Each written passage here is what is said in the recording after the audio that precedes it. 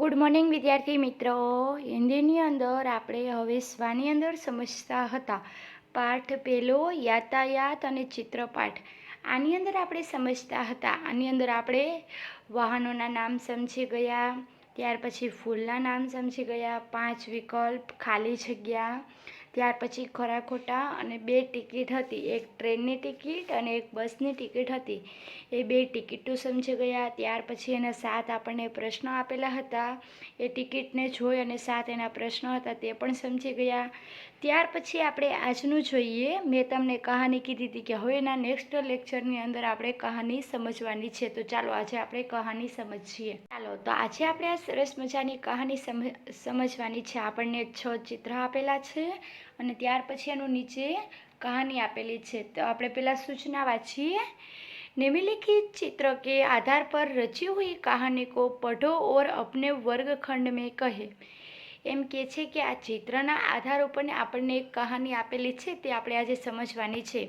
ચાલો તો આપણે ચિત્ર પણ જોતા જઈએ ને નીચેની જે કહાની છે એ પણ આપણે જોતા જઈએ. ચાલો તો સૌથી પહેલાં અહીંયા લખેલું છે ઉપર મોટા અક્ષરથી ચરવાહા ઓર બાઘ. ચરવાહા ઓર બાઘ. ચરવાહા એટલે શું ખબર છે? ગોવાળીઓ. ગોવાળીઓ પોતે કેમ ગાયોને ને ભેંસોને ઘેટા બકરાને ચરાવવા જતો હોય જંગલની અંદર, એને ખવડાવવા જતો હોય એને ચરવાહા કહેવાય. બાઘ. બાઘ એટલે શું ખબર છે ને? બાઘ એટલે શું થાય? બાઘ. બાઘને શું કહેવાય ગુજરાતીમાં? બાઘને આપણે વાઘ કહીએ છીએ. ખબર છે ને જંગલની અંદર આપણે વાઘ ને સિંહને જોતા હોઈએ. ચાલો તો આપણે આ કહાની સમજીએ. रामपुर एक छोटा सा गांव था. गांव की चारों ओर पहाड़ियाँ और खेत थे.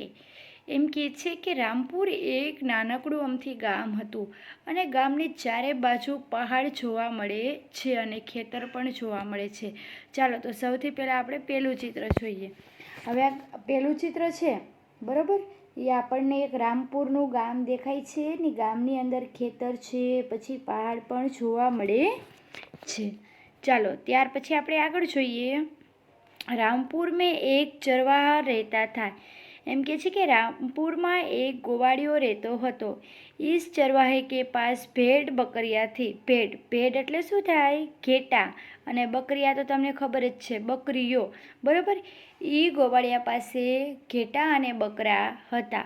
વહ હર રોજ ખેત और पहाड़ के बीच अपने भेड़ बकरियों को चराने ले जाता था. એ એમ કહે છે કે પોતે દરરોજ ખેતરની અંદર ખેતર અને પહાડની વચ્ચે છે ને પોતાના ઘેટા બકરાને ચરાવવા માટે લઈ જતો હતો. તો પેલું ચિત્ર આપણે ફરીથી રિપીટ જોઈએ કે આપણે પહેલાં ચિત્રની અંદર જોઈ શકીએ છીએ કે એના ઘેટા અને બકરા છે એ પોતે ચરે છે અને પોતે એક ઝાડવા નીચે બેઠો છે ગોવાળિયો. ચાલો ત્યાર પછી આપણે આગળ જોઈએ. કહાનીની અંદર આપણને શું કહે છે? ચાલો તો કહાનીની અંદર આપણે બીજો પેરેગ્રાફ વાંચ્યા છીએ તે આપણે જોઈએ. चरवाहा अपनी भेड़ बकरियों को चारा चरती तब कोई जंगली जानवर न आ जाए उसका ખ્યાલ રખતા था. એમ કે છે કે ગોવાળિયો છે ને એ જ્યારે પોતાના ઘેટા બકરા ચરતા હોય ને ત્યારે એ ધ્યાન રાખતો હોય છે કે બીજા કોઈ જંગલના જાનવર આવી જતા નથી ને, એ પોતે ધ્યાન રાખે છે. જંગલી જાનવર ઉસ ઓર કભી કભી ही आते थे. એ એમ કહે છે કે જંગલી જાનવર છે ને એ અમુક વારે જ્યાં આવતા હતા, નકર આવતા જ નહોતા. एक बार चरवाहे को गांव के लोगों की मजाक उड़ाने की सूझी. उसने चिल्लाना शुरू किया, बाघ आया, बचाओ बचाओ. એ એમ કહે છે કે એક દિવસ હતો. હવે ગોવાળિયાને છે ને ગોવાળિયાને મસ્તી સૂજે છે કે લાવને આ ગામવાળાને હું થોડોક એ ગામવાળાનો મજાક ઉડાડો. એટલે એ રાડું પાડે છે. રાડુમાં શું પાડે છે ખબર છે? બચાવો બચાવો બચાવો બચાવો, વાઘ આવ્યો એવી પોતે રાડું પાડે છે. આપણે બીજા ચિત્રની અંદર જોઈ શકીએ છીએ કે ગોવાળિયો પોતે જો કેવી ચીસું પાડે છે ને. ચાલો ત્યાર પછી આપણે આગળ જોઈએ કે ત્યાર પછી શું થાય છે. चरवाहे की चिल्लाने की आवाज़ सुनकर आसपास के लोग अपना अपना काम काज छोड़कर हाथों में हथियार लिए चरवाहे की मदद करने के लिए आ गए. એ એમ કહે છે કે ચરવાહાનો આ ગોવાળિયાનો અવાજ સાંભળી અને જે ગામના લોકો હતા એ પોતપોતાના કામ છોડી હાથમાં હથિયાર હતા, એટલે ઓજાર હતા, જે કામ કરતા હોય તે કામના જે હથિયાર હોય એ પોતે લઈ અને મદદ માટે ગોવાળિયાને આવી જાય છે. તો આપણે ત્રીજું ચિત્ર જોઈએ. જો ત્રીજું ચિત્ર છે એ ગોવાળિયો ઊભો છે અને ગામના લોકોના હાથમાં હથિયારો છે અને પોતે આવી જાય છે. ચાલો ત્યાર પછી આપણે કહાનીની અંદર આગળ જોઈએ કે શું થયું હશે. आए लोगों को देखकर चरवाहा जोर जोर से हंसने लगा और गांव के लोगों की मजाक उड़ाने लगा, क्योंकि वहाँ कोई बाघ आया नहीं था. चरवाहा लोगों को परेशान करके बहुत प्रसन्न हुआ. એ એમ કે છે કે આ જે ગામના લોકો આવેલા હતા ને એ પછી એ લોકો આવે છે પછી ગોવાળિયો પોતે ખૂબ જ જોર જોરથી હસવા માંડે છે અને ગામના લોકોની મજાક ઉડાડે છે. શું કામ કે ત્યાં તો કોઈ જ વાઘ આવ્યો નહોતો. અને આ બધું ગોવાળિયો કરે છે ને તો ગોવાળિયાને ખૂબ મજા આવે છે, એ ખૂબ પ્રસન્ન થાય છે. જો આપણે ચોથા ચિત્રની અંદર જોઈ શકીએ છીએ કે આ ગોવાળિયો આ ગામના લોકોનો કેવો મજાક ઉડાડે છે અને બિચારા ગામના લોકો દુઃખી થઈ અને પોતે પાછા જાય છે પોતપોતાના કામની અંદર. ચાલો ત્યાર પછી આપણે કહાનીની અંદર આગળ જોઈએ. ગાંવ કે લોગ ચરવાહે કી મૂર્ખતા પર દુઃખી હુએ. એમ કહે છે કે ગામના લોકો છે એ ચરવાહાને આ મૂર્ખતા જોઈને ખૂબ જ દુઃખી થાય છે. ઉन्होंने चरवाहा को कभी मदद न करने की मन में ठान ली. ચરવાએ આ લોકોએ બધાએ વિચારી લીધું ગામના લોકોએ કે ગોવાળિયાને હવે આપણે કોઈ દી પણ મદદ કરશું નહીં. कुछ दिनों बाद दोपहर के वक्त की बात है. चरवाहा भेड़ बकरियों को चरा रहा था. तब कहीं से एक बाघ आया और भेड़ बकरियों को मारने लगा. થોડાક દિવસ પછીની વાત છે. બપોરનો સમય હતો અને ગોવાળિયો છે એ પોતાના ઘેટા બકરાને ચરાવવા માટે ખેતરની અંદર લઈ ગયો હતો અને ત્યારે વાઘ આવે છે અને આના ઘેટા બકરાને મારવા લાગે છે. ચાલો આપણે ચિત્ર જોઈએ. આવી રહ્યું વાઘ આવે છે અને પોતે આ શું છે વાઘ છે એ આના ઘેટા બકરાને મારવા લાગે છે. ચાલો ત્યાર પછી આપણે આગળ જોઈએ કહાનીની અંદર શું વાત છે. ચાલો ચરવાહા પેડ પર ચઢ ગયા. ગોવાળિયો તો શું છે પેડ એટલે કે વૃક્ષ ઉપર ચડી જાય છે. વહ ચિલ્લાને લગા. એ રાડું પાડવા માંડે છે. बाघ आया बचाओ बचाओ. आसपास के लोगों ने चरवाहे की आवाज़ सुनी, लेकिन उसकी मजाक उड़ाने की आदत समझकर कोई उसकी मदद के लिए नहीं आया. વાઘ રાડો પાડે છે ચિલ્લાવે ગોવાળિયો રાડો પાડે છે ચિલ્લાવે છે કે બાઘ આયા બચાવો બચાવો, પણ કોઈ આવતું નથી. આની અવાજ બધાય સાંભળે છે પણ શું કામ કોઈ નથી આવતા ખબર છે? શું કામ કે આની પહેલાં એકવાર એ મજાક ઉડાડ્યા હતા ગામના લોકો માટે, એટલે ગામના લોકો કોઈ આવતા નથી. જો આપણે 5 નંબરનું ચિત્ર છે એ જોઈએ. શું છે ગોવાળિયો રાડો પાડે છે અને 6 નંબરની ચિત્રની અંદર જુઓ ગોવાળિયો છે એ પોતે ઝાડવા ઉપર ચડી જાય છે. ચાલો ત્યાર પછી આપણે લાસ્ટનો પેરેગ્રાફ જોઈએ. બાઘને ચરવાહે કી સભી ભેડ બકરીઓ કો માર ડાલા.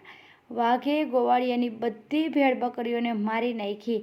बाघ के जाने के बाद चरवाहा पेड़ से नीचे उतरा और खूब रोने लगा. આ વાઘ જ્યારે પાછો વહી જાય છે ને ત્યારે પોતે ગોવાળિયો ઝાડથી નીચે ઉતરે છે અને ખૂબ જ રોવે છે. ચરવાહે કો અપની મજાક કરને કી આદત પર પછતાવા હુઆ. ગોવાળિયાને એમ થાય છે કે મેં જ્યારે આ લોકોનો મજાક ઉડાડ્યો ને એનો મને પછતાવો થાય છે. इस कहानी से सीख मिलती है कि हमें अपनी गलतियों का परिणाम भुगतना પડતા है. આ કહાની આપણે સાંભળીએ છીએ તો આપણને એટલી તો શીખ મળે છે કે આપણે જે ભૂલ કરી હોય એનું ફળ આપણે અવશ્ય ચૂકવવું જ પડે છે. એટલે ધ્યાનમાં રાખવાનું કે આપણે એવી કોઈ જ ગલતી કરવાની થતી નથી. તો આપણે આ કહાની સમજી ગયા બરાબર. આ કહાનીનું નામ શું છે? ચરવાહા ઓર બાઘ. બરાબર. આ તમને સરસ મજાની સંભળાઈ ગઈ ને. આમાં એક રામપુર નામનું એક ગામ હતું, એમાં એક ગોવાળિયો રહેતો હતો. એ ગોવાળિયો હતો એની પાસે શું હતી? ભેડ બકરીયા હતો. પછી પોતે ચરાવવા લઈ જતો હતો. ત્યાં બાજુમાં સરસ મજાનું એક ગામ હતું. એ ગામની અંદર લોકો રહેતા હતા. એકવાર ગોવાળિયાને એમ થાય છે કે લાવને ગામના લોકોની મજાક ઉડાડો. પછી મજાક ઉડાડે છે. મજાકમાં એ રાડું પાડે છે કે બાઘ આયા બચાવો બચાવો. ગામના લોકો આવે છે પોતાના જે કામ કરતા હોય એ હાથમાં ઓજાર લઈને આવે છે, પછી એનો મજાક ઉડાડીને એને પાછા મોકલી દે છે. એકવાર બપોરનો સમય હતો અને વાઘ સાચકા આવી જાય છે, પાછી રાડો પાડે છે, પણ કોઈ એનું સાંભળતું નથી. શું કામ કે મજાક એકવાર ઉડાડી દીધો તો એટલા માટે. ચાલો તો આપણે સરસ મજાની આ કહાની સમજી ગયા છીએ. ચાલો આપણે જે હમણાં આગળ કહાની સમજી ગયા ગોવાળિયા અને બાઘની, ત્યાર પછી આપણને એના જ વિકલ્પ આપેલા છે. પ્રશ્ન 7મો છે વિકલ્પ. ચાલો, ચરવાહા ક્યાં કરતા હે? ચરવાહા શું કરતો હતો? તો ક, ભેડ બકરિયા ચરાતા હે, એટલે કે ઘેટા અને બકરા ચરાવતો હતો. ચરવાહે ને ગાંવ કે લોકો કે સાથ ક્યાં કિયા? ગોવાળિયા ગામના લોકોની સાથે શું કર્યું? આનો જવાબ તો તમને આવડતો જ હોય. શું કર્યું તું? ઉનકા મજાક ઉડાયા. શું આવશે? એનો મજાક ઉડાડ્યો હતો. ચાલો ત્યાર પછી પ્રશ્ન 8મો, રિક્ત સ્થાનો કી પૂર્તિ કીજીએ, એટલે કે ખાલી જગ્યા. ખાલી જગ્યા. ભેડ બકરિયા ચરાતા થા. કોણ ભેડ બકરીઓ ચરાવે? કિસાન કે ચરવાહા? કાઉન્સમાં જો અહીં આપ્યું છે, किसान चढ़ावे कि चरवाहा? तो चरवाहा. चरवाहे की भेड़ बकरियों को खाली जगह ने मार डाला. बाघे કે શેરે? તો બાઘ આવે ને. ચાલો ત્યાર પછી આપણે આગળ જોઈએ પ્રશ્ન 9મો, निम्नलिखित विधान के सामने सही और गलत का चिन्ह कीजिए. ખરા ખોટા આપણને આપેલા છે. ચરવાહા કભી કિસી કા મજાક નહીં ઉડાતા થા. હવે એમ કે છે કહાનીની અંદર આપણે એવું શીખ્યા હતા કે ચરવાહા કોઈ દી કોઈનો મજાક જ નહોતો ઉડાડતો. ના, એવું નહોતું. આ ખોટું છે. એ લોકોએ ગામનો મજાક ઉડાડ્યો હતો. હમે अपनी गलतियों का परिणाम भुगतना પડતા હે. તો સાચું. મેં તમને કહાનીની અંદર છેલ્લા કીધું હતું કે હંમેશા આપણે જે ગલતી કરી હોય એનું આપણે પરિણામ ચૂકવવું જ. આજનું હોમવર્ક હું તમને આપું છું. પ્રશ્ન 7મો, 8મો અને 9મો. હિન્દીની સ્વાપોથીની અંદર પેજ નંબર 6 ઉપર પ્રશ્ન 7મો, 8મો, 9મો. વિકલ્પ ખાલી જગ્યા અને ખરા ખોટા બે જ છે. હવે વિકલ્પ તમારે લખવાના છે, પણ એ વિકલ્પ કેમ લખવાના? પહેલાં સૂચના, બરાબર, ત્યાર પછી પ્રશ્ન પહેલો. હવે આની અંદર 4 ઓપ્શન આપેલા છે, તો આપણે 4 ઓપ્શન લખવા નથી. અને પ્રશ્ન અને ડાયરેક્ટ જવાબ. જવાબની અંદર તમારે બોક્સની અંદર ક કરવાનો નથી થતો. કની અંદર આન્સર શું છે? ભેડ બકરિયા ચરાતા હે, તો એટલું જ લખવાનું છે. પ્રશ્ન પહેલો, ચરવાહા ક્યાં કરતા હે? તો આન્સર ભેડ બકરિયા ચરાતા હે. ત્યાર પછી પ્રશ્ન 8માની અંદર એમ જ સૂચના, ત્યાર પછી ખાલી જગ્યા. કાઉન્સ તમે નહીં લખો તો ચાલશે, બરાબર. ત્યાર પછી પ્રશ્ન 9મો, ચરવાહા કભી કભી કિસી, એટલે પછી સામે બોક્સ કરીને તમારે ખરા ખોટા લખી નાખવાના છે. ત્યાર પછી આ પ્રશ્ન 10મો છે ને, એક વાક્યના પ્રશ્નો, એ આપણે નેક્સ્ટ લેક્ચરની અંદર સમજશું. ત્યાં લગી આપણે આટલું રાખીએ. પ્રશ્ન 7મો, 8મો, 9મો એકવાર લખીએ અને પાકું કરવાનું છે. Thank you.